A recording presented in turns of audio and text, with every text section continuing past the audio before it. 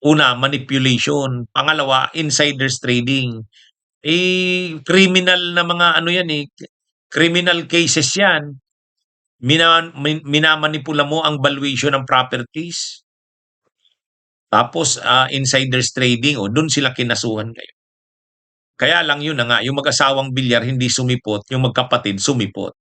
Pero separate yung mga kaso nila. Kaya ano ito mga kabunyog, kung iniisip ng mga bilyar, simple yung mga kaso na yon, sabi ng SEC, hindi. Actually, nagmo-motion nga yung kampo ng mga bilyar na ibalik uli sa SEC. Wag na daw munang isailalim sa preliminary investigation, mag-imbestiga pa raw ang Securities and Exchange Commission. Sabi ng SEC, hindi na. Nag-imbestiga na sila malalim na yung investigasyon nila at naniniwala sila na may basihan yung kanilang final na mga kaso. O ito mga kabunyog, yung kaso ng mga bilyars, nasa DOJ na. Nasa DOJ na ang kaso ng mga bilyars at nagkakaroon na ng preliminary investigation. Kasong kriminal yan mga kabunyog, criminal cases yan. Ano ba ang kaso ng mga bilyar? Tungkol ito sa negosyo nila. Ang unang kaso nila, yung manipulation ng valuation ng kanilang mga real properties. Minanipulate, blinote, sobrang pinalaki. Di ba nasa real estate business sila? May ginawa nilang sindikato sa buwatan. Pinalaki ng todo yung value o halaga ng mga lupa. Halimbawa, yung mga kamilya nila, yung mga BRIA, yung mga real estate, nila, pinalaki ang kaya naging mahal masyado. Kawawa ang taong bayan. Kasi binili nila ng mahal yun, samantalang hindi naman pala yun yung totoong value. Overvalued. Sobrang pinalubo yung halaga. Kaya yan yung kaso ni ng mag-asawang bilyar ni Cynthia at saka ni Manny Bilyar dun sa overvaluation.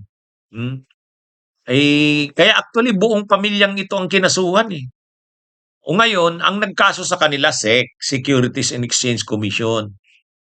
Kinaso sila sa DOJ. Nagkakaroon na ngayon ng preliminary investigation. Yung isa pang kasong kinakaharap nila, yung insiders trading. Ang insiders trading, ang may kaso yata dito itong si Camille Villar at saka si Mark Villar. Yung magkapatid. Ang kaso nila naman dito ay dapat kasi ang pagbibili ng shares of stocks, hindi naman dapat inaano yan. Hindi yan wala dapat nagtitimbre, nagtuturo, nagbibigay ng mga information galing sa loob ng korporasyon. Pag may nagbigay ng mga information galing sa loob ng korporasyon para mapaboran ang bibili ng shares, insiders trading yan, bawal yan. Violation yan ng corporation code. Kaya dito, ang nag-file dito ng mga kaso, SEC mismo. Final na sa DOJ. Kaya ngayon, nagpe-preliminary investigation. Ngayon, yung mag-asawang bilyar, si Manny at si Cynthia, hindi sumipot. Hindi sumipot. Bugado lang nila yung sumipot, pero may final lang na manifestation o motion ba yun? Doon sa kaso, sa ibang kaso, insiders trading yata yun, sumipot si Mark Villar sa si Camille, yung magkapatid na senador. Hindi natin alam bakit hindi sumipot si Cynthia Villar sa si Manny Villar. Pero doon kila Mark Villar sa Camille Villar, sumipot sila. Ano ito mga kabunyog? Seryoso itong kaso. Buong pamilya, dyan? Buong pamilya nakasuhan dyan.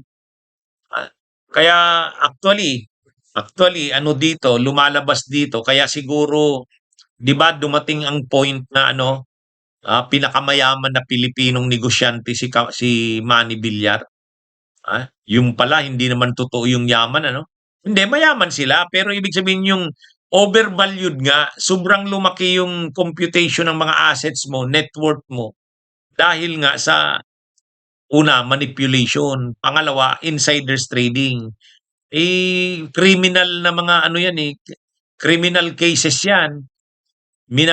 Minamanipula mo ang valuation ng properties. Tapos insiders trading, dun sila kinasuhan ngayon. Kaya lang yun na nga, yung mag-asawang bilyar hindi sumipot, yung magkapatid sumipot. Pero separate yung mga kaso nila. Kaya ano ito mga kabunyog, kung iniisip ng mga bilyar, simple yung mga kaso na yon, sabi ng SEC, hindi. Actually, nagmo-motion nga yung kampo ng mga bilyar na ibalik uli sa SEC. Wag na daw munang isailalim sa preliminary investigation, mag-imbestiga pa raw ang Securities and Exchange Commission. Sabi ng SEC, hindi na.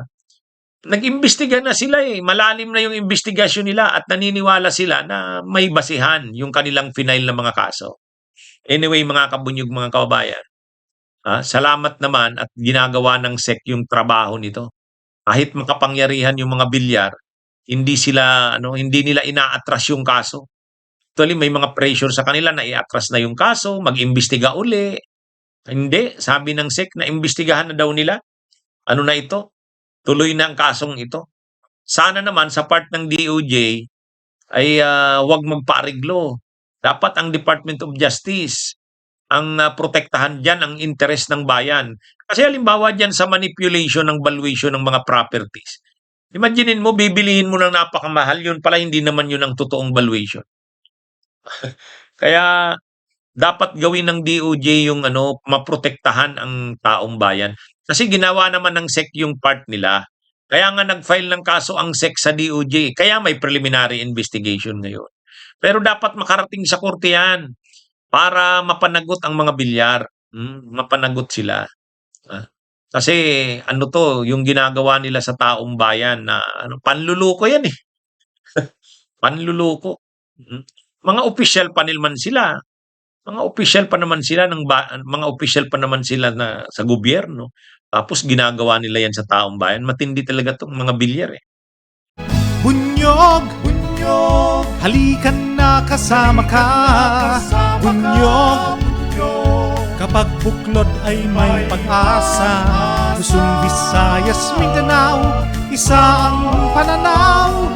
Sa bagong Pilipinas ang bunyog isisigaw.